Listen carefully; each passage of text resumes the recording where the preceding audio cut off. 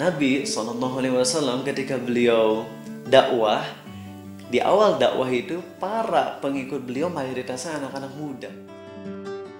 Saya senang bisa merasakan hidayah ini indah.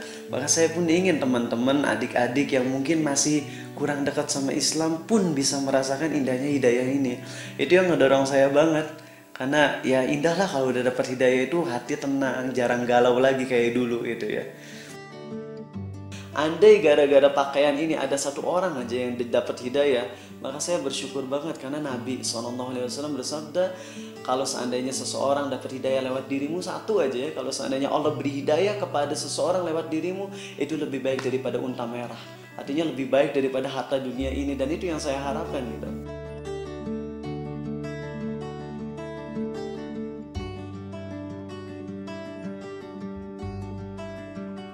A'udzu billahi minasyaitonir rajim. Bismillahirrahmanirrahim. Wa'tasimu bihablillahi jami'an wa la tafarraqu wadhkuru ni'matallahi 'alaikum in kuntum a'da'an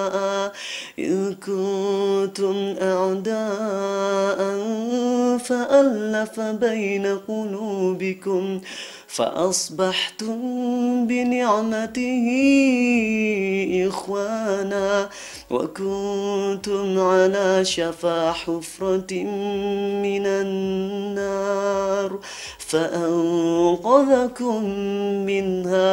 Allah berfirman di surat ketiga Ali Imran ya. Dan berpeganglah kepada tali agama Allah, janganlah kalian bercerai-berai. Ingatlah nikmat Allah atas kalian ketika kalian dulu bermusuhan, lalu Allah jadikan kalian bersaudara. Dan ingatlah ketika kalian dulu berada di tepi jurang neraka, lalu Allah menyelamatkan kalian darinya.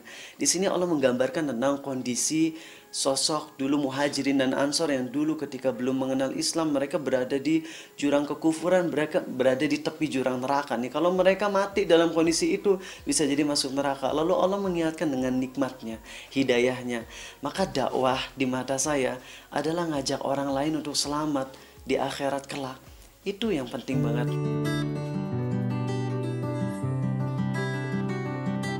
Tak pernah terlintas di benaknya ia menjadi seorang ustadz di usia muda. Dialah Ustadz Rizal Fadli Nurhadi atau lebih dikenal Abu Takeru. Mendapat ilmu agama Islam di East Preston Islamic College Australia jadi titik awal ia mendekatkan diri pada Allah Subhanahu wa Ta'ala. Rasa tidak percaya diri muncul saat pertama kali ia berdakwah. Namun seiring berjalannya waktu ia semakin matang. Ilmu agama yang dimilikinya terus diasah dan ditambah. Nabi Muhammad SAW bersabda, barang siapa yang menginginkan kehidupan dunia, maka ia harus memiliki ilmu. Dan barang siapa yang menginginkan kehidupan akhirat, maka itu pun harus dengan ilmu. Dan barang siapa yang menginginkan keduanya, maka itu pun harus dengan ilmu. Hadis riwayat Tabrani. Baginya, kenikmatan berdakwah sungguh tak tergambarkan. Ya, jadi selama di Australia itu 3 tahun, saya benar-benar fokus belajar Islam. Jadi membangun ilmunya dulu gitu ya. Kan kalau kita mau dakwah tapi belum punya apa-apa ya khawatirnya malah salah yang disampaikan. Sehingga pondasinya dibangun di sana. Banyak belajar Islam, begitu juga ulama-ulama nasional, internasional datang ke Australia, ke Melbourne, di situ saya belajar. Dan setelah itu saya pas pulang ke Indonesia masuk ke SMA Negeri 2 Bandung. Di sana mulai pas kelas 10 pun saya belum terlalu banyak dakwah, artinya baru sekedar belajar aja. Tapi pas sudah kelas 11, di bawahnya ada kelas 10, di situ saya mulai nyoba dakwah, mulai dari 6 orang dulu. Iya, saya dulu emang kan bisa dibilang kurang dekat sama Islam gitu ya. Saya banyak ya kekurangan lah dari sisi agamanya. Dan ketika udah mulai dapat hidayah, di situ ngerasain indahnya hidayah Allah ini. Dan sebagaimana kaum muslimin harus cinta kepada saudaranya sebagaimana dia senang atas dirinya sendiri. Awal dari dakwah itu ya pertama ngerasa ilmu belum cukup. Dan itu sebenarnya perasaan itu bagus. Karena kalau seseorang udah ngerasa ilmunya banyak ya khawatir jadinya sombong kan ya. Awal itu karena merasa ilmu gak cukup dan takut kalau menyampaikan hal yang salah, yang nantinya malah ngebuat orang-orang jadi malah menyimpang dari agama Allah. Nah, perasaan takut itulah yang mendorong saya untuk belajar lebih dalam lagi. Ketika mau menyampaikan tuh sampai saya nyiapin materinya berjam-jam gitu. Ceramah mungkin cuma 30 menit, tapi nyiapin materinya bisa sampai 2 jam, 3 jam. Karena memastikan dulu hadis-hadisnya, ayat Qur'annya, penafsirannya. Nanya dulu ke ustadz gitu, ustadz ini benar atau enggak nih pemahamannya. Ya seperti itu yang hal yang ditakutkan.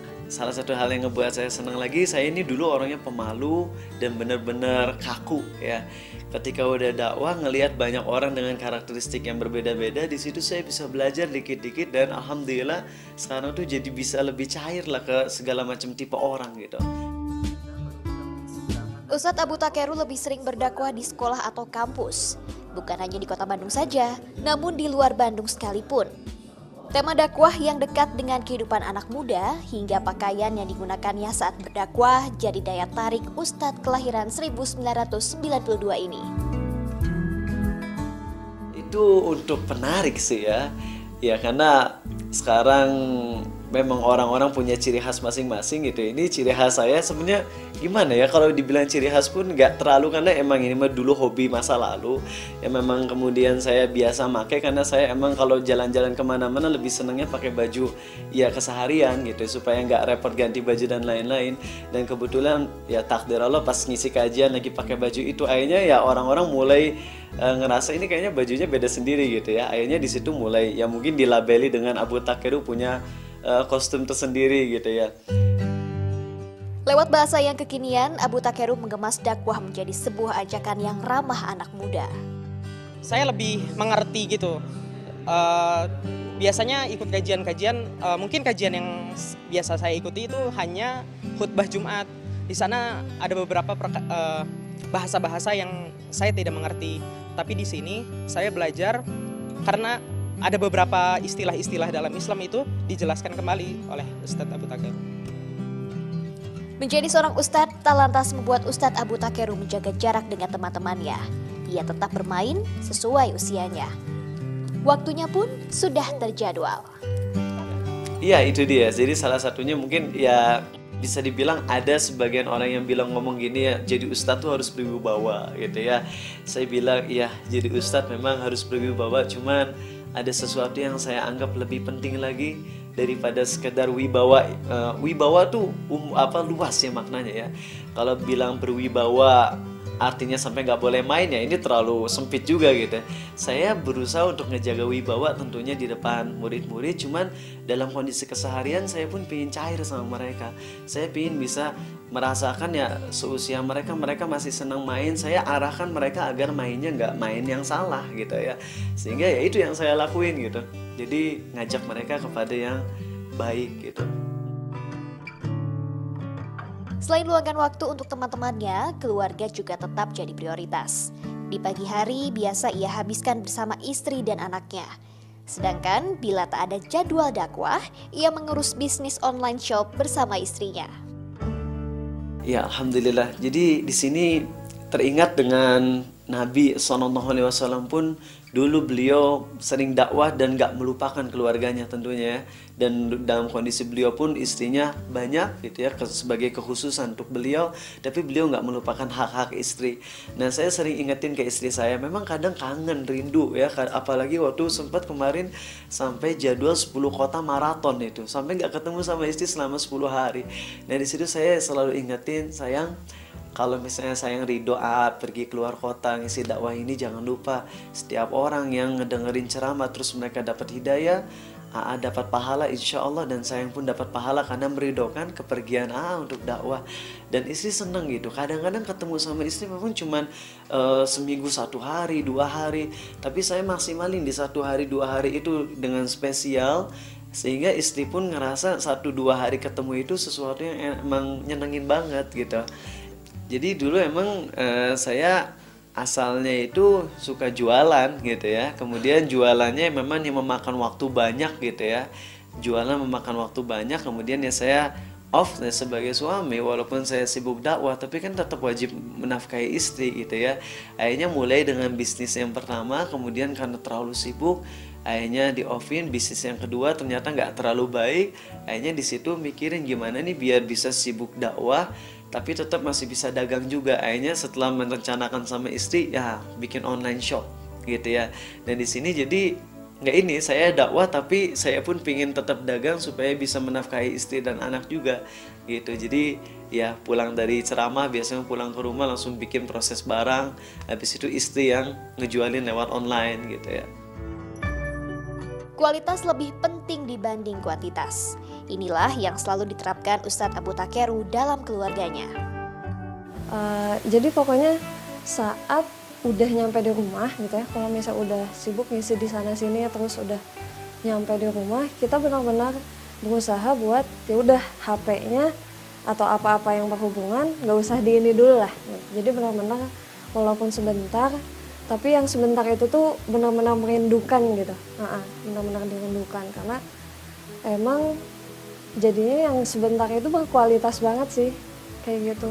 Jadi benar-benar dimaksimalkan walaupun misal sekedar makan keluar atau jalan-jalan keluar, tapi itu benar-benar jadi berarti banget. La ilaha illallah, tak ada Tuhan selain Allah, merupakan inti ajaran Islam sekaligus pendorong utama kegiatan dakwah. Dakwah adalah kewajiban, baik laki-laki, perempuan, tua, muda, wajib berdakwah. Kaum muda memiliki kelebihan baik dari sisi usia, energi, waktu, dan kesempatan belajar. Sejarah pun telah membuktikan bahwa pemuda muslim mampu mengukir karya emas untuk peradaban Islam.